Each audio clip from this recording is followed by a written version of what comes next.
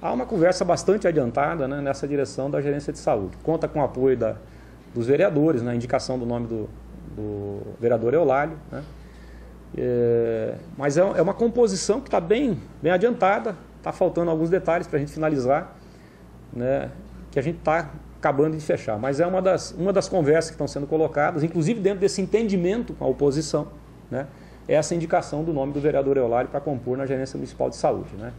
Então nós estamos aí dando demonstrações, até porque é uma das pastas que tem sido mais atacadas, apesar do sucesso.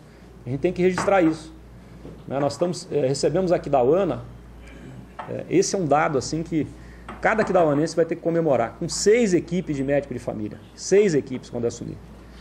Isso representa mais ou menos uma equipe, se a gente colocar a população indígena dentro do contingente da população do município, uma equipe para 9 mil aquidauanenses. Nós vamos entregar o nosso mandato com 15 equipes. Um grande salto de qualidade na saúde de Aquidauana vai estar aí. Nós vamos ter uma equipe de médico de família para cada 3 mil aquidauanenses.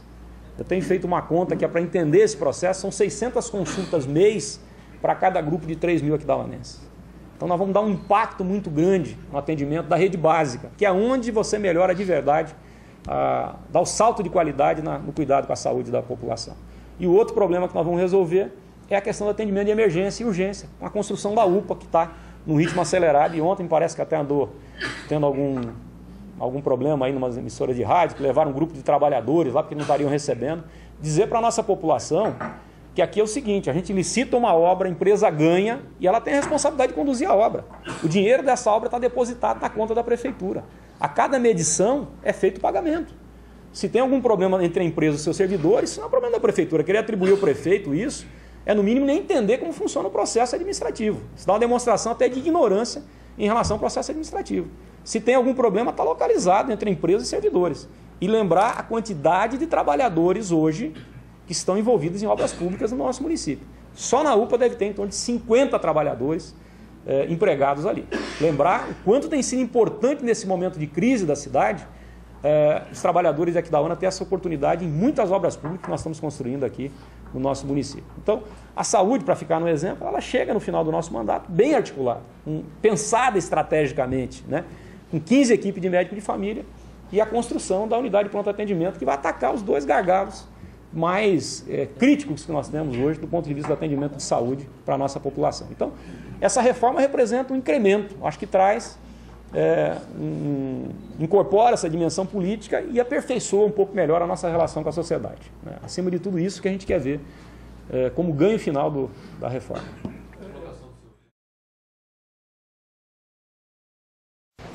A minha presença aqui como prefeito da cidade, eu nunca perdi essa dimensão, esse fio condutor da minha história. Eu não sei quais foram os fatores que me levaram para sentar nessa cadeira aqui, né? Se a gente analisar a história da cidade, nascer no seio de 2 ou 3 famílias aqui já dá uma chance de 70% de ser prefeito da cidade. Até saiu ontem uma matéria no jornal aqui, 10 candidatos a prefeito. 7 estão ligados a essas 2 ou 3 famílias. Nada contra. Eu acho que eles, por uma razão ou por outra, conquistaram esse apoio por parte da nossa população. Mas a minha trajetória, a minha presença hoje aqui, ela não pode ser explicada só pela vontade do nosso povo, só pela vontade minha, só pela minha determinação, de um grupo de amigos que sonhou comigo o sonho para essa cidade. Eu nunca perdi de vista a missão que me cabe cumprir como prefeito da minha cidade. Nunca perdi isso. Eu sei que antes da escolha, no meu coração, um grupo de pessoas, para me indicar como candidato a prefeito, antes da decisão do nosso povo, de me escolher, me dando a maior votação que um prefeito já teve, ou melhor dizendo, que um político já teve na história da nossa cidade. Antes desse momento, teve uma escolha. Uma escolha de algo muito maior do que as nossas vontades. Que me posicionou para cumprir essa missão. Eu sempre digo isso, quando eu era moleque, eu não sonhava. Entre os sonhos que eu sonhei bastante coisa. Qualquer um de nós sonha, né? Sonhei ser professor de educação física, jornalista, engenheiro. Esses eram os sonhos que eu tinha na minha infância. Eu nunca sonhei, jamais sonhei que pudesse ser prefeito da cidade que eu nasci e que eu sou apaixonado. mas eu estou cumprindo essa missão aqui. E tem hora que eu tento entender, né? Vocês não fazem ideia, ninguém consegue fazer, eu sei que tem pessoas que até tentam, né? E eu quero agradecer a essas pessoas, a quantidade de mensagens que a gente recebeu, de pessoas que nos visitaram ao longo desses dias na nossa casa, que eu encontrei pelas ruas, né? Mas vocês não conseguem ter uma noção do que é esse sentimento que nós estamos passando.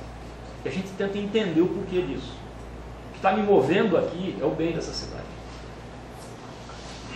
É a percepção de quanto eu posso fazer de diferença na vida de quem mais precisa. Do meu trabalho, mesmo sem saber às vezes, que é fruto do meu trabalho que a vida dessas pessoas vai ser modificada. Então nós estamos vivendo um momento muito difícil. E eu tento entender as razões dessa dificuldade. Eu até estava falando sobre isso para a Selma. Eu acho que Deus,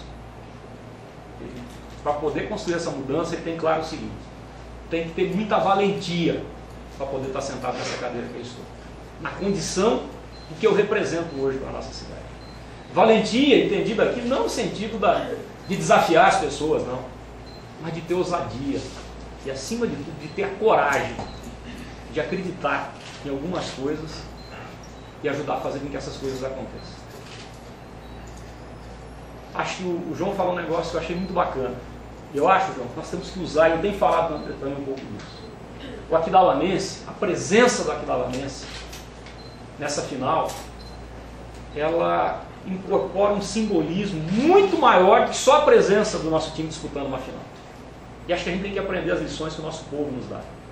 Eu, quando escuto as emissoras de rádio, muitas vezes na cidade, me coloco na posição de uma pessoa estranha à realidade política do nosso município.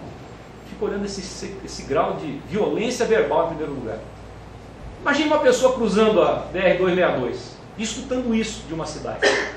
Qual é o sentimento que ela terá em relação a essa cidade? E eu me pergunto, esse é o sentimento da cidade? É esse o sentimento que nós encontramos no meio do nosso povo? Não é. O nosso povo é um povo trabalhador, alegre, consciente. Pensem em vocês, é porque está falando um negócio aqui, outro ali, vai ser conduzido como se fosse um rebanho, não é? Se isso fosse verdade, tinha um movimento na frente dessa prefeitura aqui, hoje, para me impedir de entrar dentro dela. E não foi isso que eu vi, não. Nós chegamos aqui abraçados, por centenas de pessoas humildes aqui, para aguardar hoje na frente. Então, o Aquidauanense tem que nos mostrar a presença do Aquidauanense. Primeiro, que essa cidade tem que se libertar de alguns paradigmas. Você tem que parar de pensar pequeno Aquidauana.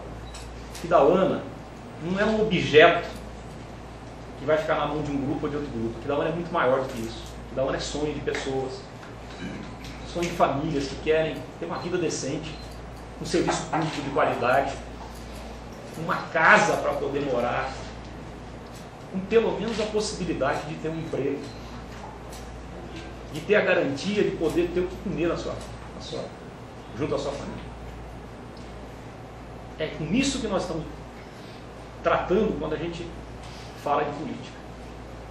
Então, que essa presença do Aquidauanense fique para nós como um grande exemplo do quanto essa cidade pode crescer, do quanto essa cidade pode avançar. Primeiro, se ela sonhar um sonho grande.